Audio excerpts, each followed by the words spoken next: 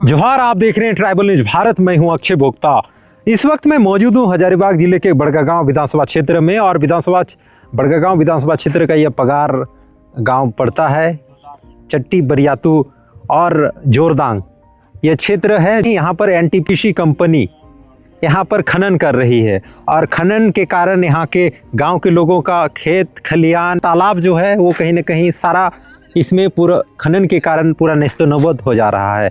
उन्हें मुआवजा तो दिया गया लेकिन औने पौने दाम दिया गया, यानी 1 एकड़ में उनको 24 लाख जैसा बताया जाता है दिया गया है, जिसके कारण ग्रामीणों का नाराज़गी है और उनका कहना है कि जो मुआवजा दिया जा रहा है वो बिल्कुल न के बराबर दिया जा रहा है और मुआवजा के लिए उन्हें संघर्ष करना पड़ रहा है और न ही नौकरी के लिए न कोई सुनिश्चित गारंटी दी गई है। उसको लेकर जोरदार तरीके से विरोध किया जा रहा है।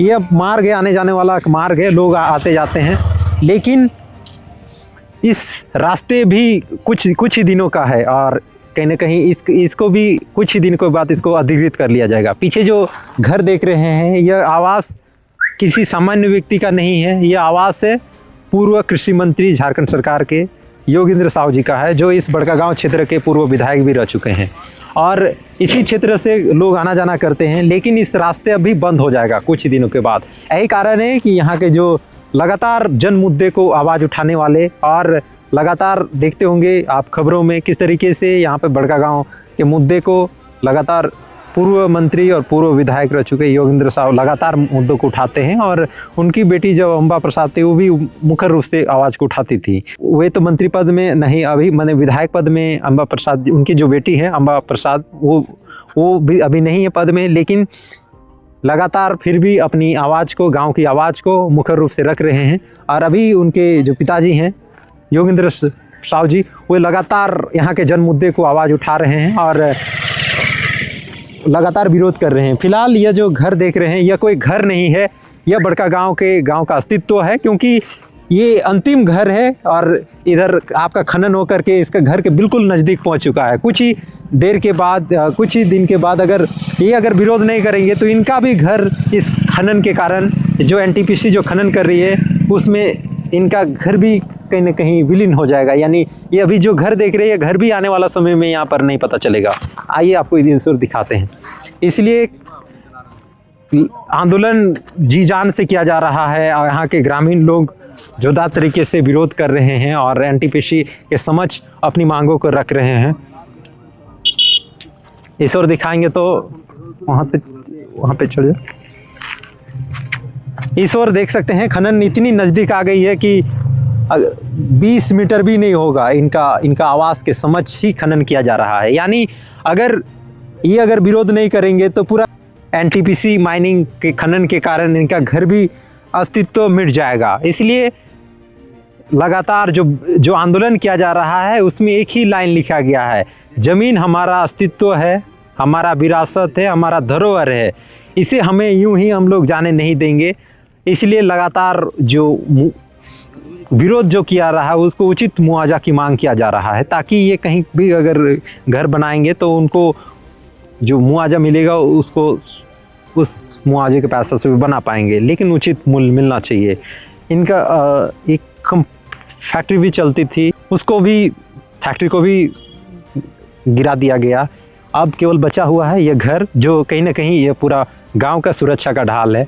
अभी इसी जगह तक आ करके खनन कंपनी कहीं ना कहीं रुक गई है और यहाँ के गांव के लोगों ने तो आंदोलन करके अभी कहीं ना कहीं घुटने पर लाया है। लेकिन अभी जिस तरीके से फिर भी पुलिस प्रशासन और कई बड़े बड़े यहाँ पर आते हैं, अधिकारी आते हैं और तमाम नोटिस दिया जा रहा है पूर्व मंत्री को कि ये घर खाली कर दे, ये घर को छोड़ दे, लेकिन कहीं ना कहीं वे लगातार अभी डटे हुए हैं और इनका घर ही अभी बिल्कुल एक बाउंड्री की तरह, सुरक्षा कवच की तरह ढाल बना हुआ है।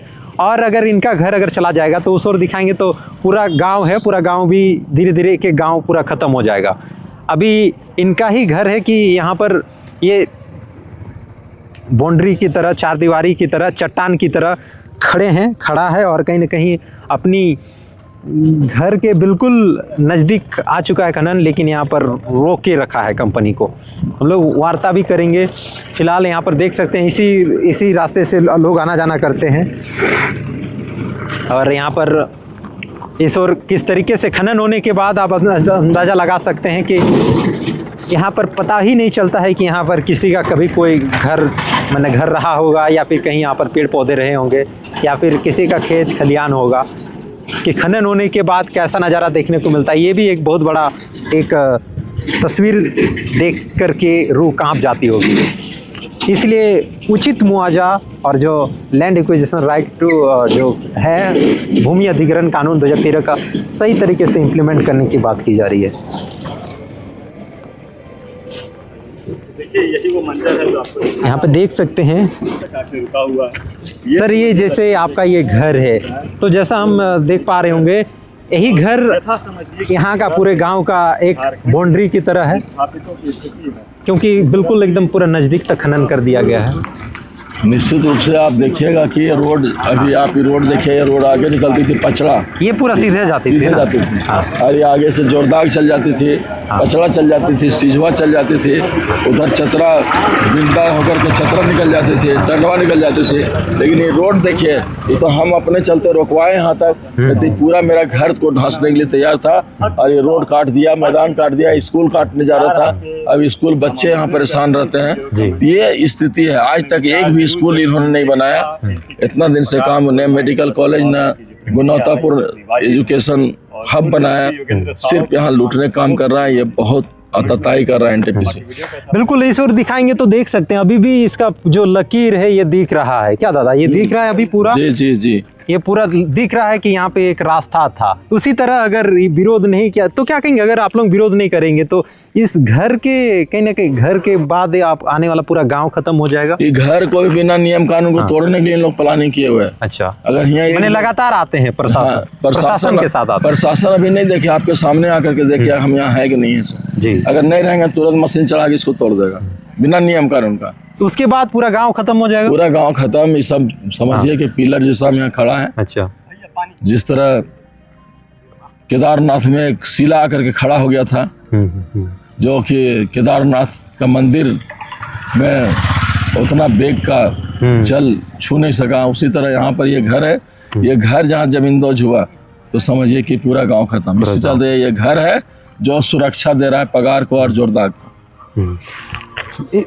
अभी हमारी वार्ता पूर्व मंत्री योगेंद्र साहु जी से हो रही थी, इसलिए इन्होंने एक जिस बैनर तले आंदोलन कर रहे हैं उनका एक टैगलाइन है कि ज़मीन ही नहीं, ये हमारा अस्तित्व है।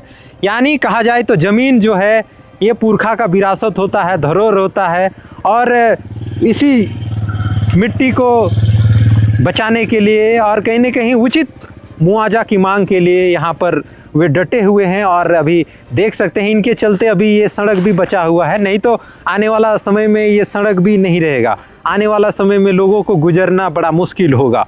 फिलहाल अभी हमारी वार्ता हो रही थी, उनका ये आवाज़ है। और लगातार यहाँ के आप देखते होंगे बड़कागांव के क्षेत्रों को, मुद्दों को जिस तरीके से उठाते हैं, यहाँ की हकों की आवाज़ को पूरा आप लगातार बड़कागांव के क्षेत्र के मुद्दे को उठाते हैं। लेकिन सबसे बड़ा सवाल है, देख सकते कितना दूर तक खनन कर दिया गया है। यही अभी रोक करके रखे हैं, अगर नहीं रोकेंगे तो कहीं न कहीं इनके घर सहित पूरा गांव ख़त्म हो जाएगा। फिलहाल जनप्रतिनिधि हैं तो एक जिम्मेवारी है इनके ऊपर कि गांव की सुरक्षा करना, और साथ ही साथ वे खुद इस भुक्तभोगी हैं, इस जो खनन हो रहा है उसके कारण वे प्रभावित हैं। तो आप अंदाज़ा लगा सकते हैं कि किस तरीके से वे, साथ ही साथ सरकार को भी चेताए हैं। भले ही राज्य में उनकी ही सरकार है, लेकिन उन्होंने कहा है कि वे सरकार संज्ञान ले और इस मामले को एक आयोग कमेटी गठित करके उनको जो क्षति हुआ है उसका भरपाई किया जाए और उचित मुआवजा ग्रामीणों को दिलाया जाए। और जो उनका जो एक फैक्ट्री था जो लघु उद्योग टाइप का था, उसका भी एक उचित मूल्य दिया जाए। फिलहाल के लिए इस वक्त मैं हजारीबाग के इस बड़कागांव के क्षेत्र से फिलहाल के लिए धन्यवाद, जोहार।